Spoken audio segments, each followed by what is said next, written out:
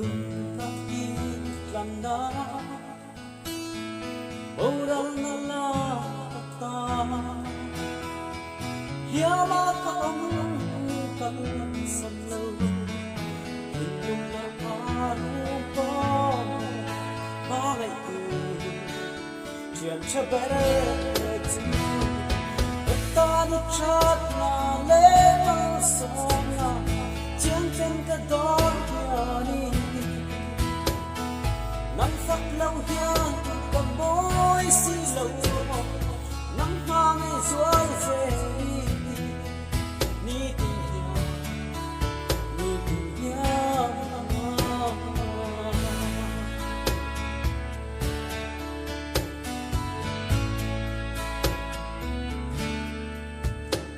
Katin long du song ke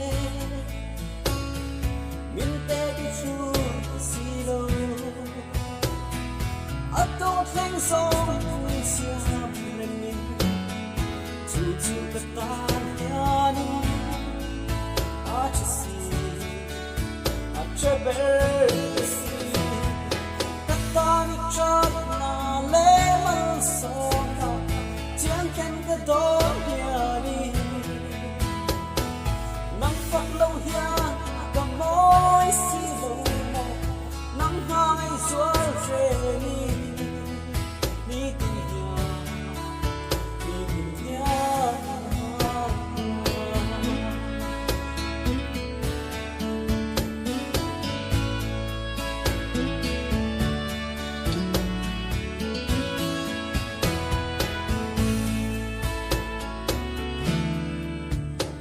Và tôi thương anh như đi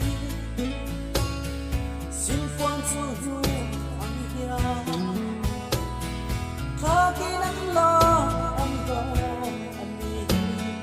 Mình nghe rõ qua hai rê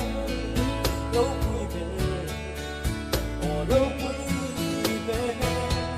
Các ta đi cho là lễ măng sâu nào Chẳng tên cái đó lâu ya cầm môi si lâu mò nắng mang ngày xuân về ni tình ya ta đi cho là lễ mong sầu chiang ken cái đó ya